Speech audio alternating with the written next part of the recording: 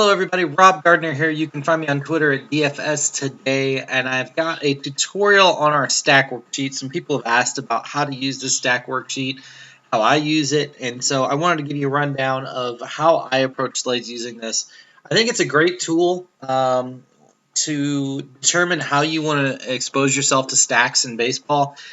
Do keep in mind, though, that there's no one column in here that's some magical formula that solves everything for you. You still need to apply game theory. You still need to look at, where you think the field's going to go using the data here. You still have to make smart decisions and apply your stacks to proper field sizes and so forth. So this isn't just like some cookie cutter, spend 2 seconds on it, and you're going to win millions of dollars tool. But it's been successful for me, and I think if you use it and think about it in the concepts that I use, it'll be successful for you. So let me give you a quick overview of this, and then I'll kind of walk you through how I use it. First, it's split into 3 sections. The first section here is the team info, and this is going to give you the Vegas projected overall scoring, the WOBA rank of what their blended WOBA rating for the team is, our vibe rating, which shows you how popular a particular team stack is expected to be. I'm recording this a little bit early in the day, so this is a little bit light. Usually you'll have 5 or 6 teams in the green. I think as we get closer to lineup lock and more data comes in, we'll have a more accurate score. Last 10 performance, how hot or cold the team's been. Their home-away splits, how they've done, whether they're in a home game or a road game, and the park stats. Then we get to the pitcher info. Same thing, we get a vibe for the pitcher, how popular they're being talked about.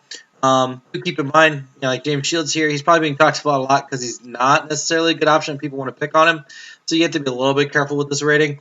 Their left and right WOBA splits, their left and right home run splits, and then regression numbers, batting average of balls in play, ERA, and xFIP.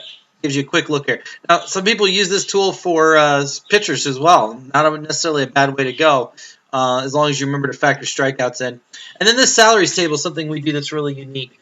We take the average salary of the stack, so on the DraftKings top 5, FanDuel top 4, Fantasy Draft Yahoo top 6, and we figure out their value rating according to their projection. So what this does is it actually allows you, if you want, you can sort for any given site here, and you can actually see what the best value stacks are on a different site. And as you can see, as I click on each one, the value stacks change. And so sometimes you can play, it's better to play a stack on one site than it is on another. And sometimes you can get your exposure to certain stacks on certain sites if you like to play multiple sites and get an advantage that way. But here's how I like to use the tool. I will start with the projection tool up here. If let's just say I was playing on fantasy draft tonight, I would just very quickly, I would sort by value, make a note of maybe the top 10 most value stacks, make a little mini list or star them on your list or whatever, just to get an idea of where you're saving the most money.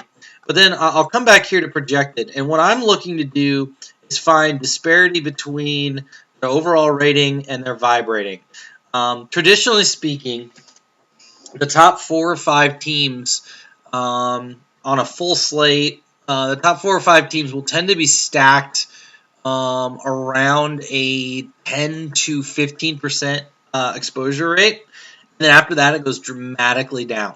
So, for example, let's just say it was like 2 hours before lineup lock, and the Mariners were still 100 on the vibe and had the highest vibe score, and they were the second highest projected. That long-term is going to be a profitable fade. Whereas I would look at the Orioles, who have a very low vibe score at 27, but are the 4th rated overall team, that would be a very profitable play. And so I'm looking to take the 6, 7, 8, 10, depending on the size of the slate teams, who have low vibe scores but are highly projected. Now, again, you want to factor in other things. If a team's been really cold, you need to take that into consideration. Or if they've been really hot, likewise. You need to look at the pitcher and what kind of regression they have coming. Gio Gonzalez has some serious negative regression coming. So, here's a spot. The Reds are a low owned vibe. The rank is okay, but again, regression coming. Being crushed by righties. Otto can hit anybody, so he's the one big lefty that could do damage no matter what. So he could make for a sneaky stack here. So again, it's never just about one particular stat, But what I literally do every day is I come in here about 3, 4 o'clock in the afternoon. I'm Central Time, so 4 or 5 o'clock Eastern, and I will just look and I'll see. Okay, here's the 6 or 7 teams that are really low vibe. Shouldn't be. If people were playing optimally, the top stacks would be around 6 to 8% owned. Middle stacks would be around 4 to 6% owned, and the low stacks would be around 1 to 2% owned. But what ends up happening is the top 5 get that 10 to 15%, and then oftentimes the next 8 or 10 are 1 or 2%. And so you can get some really, really low owned stacks that are still in great places. It's not like, these teams down here that are 6 through 10 are so far behind the teams that are 1 through 5 that they're bad plays. I mean, we're talking tenths of a decimal point, but everybody's running the same models and the same systems, and they're looking at the same WOBA ratings. And so when they see a team that's up in the top 3 or 4 with a good WOBA rating and a good matchup, and Shields has gotten rocked by lefties, and then they load up, and the public goes overweight on it. And so, knowing that it's baseball and teams fail more often than they succeed, you can get the same value down in this tier as you can in this tier, but at a much, much, much lower ownership. And I wish we were a little bit later in the day, because you would see 4 or 5 of these teams at the top will be very high. They'll be green in the vibe, and then you'll get 2 or 3 of the low ones, and then it just falls off, and a whole bunch of these middle tier teams are low.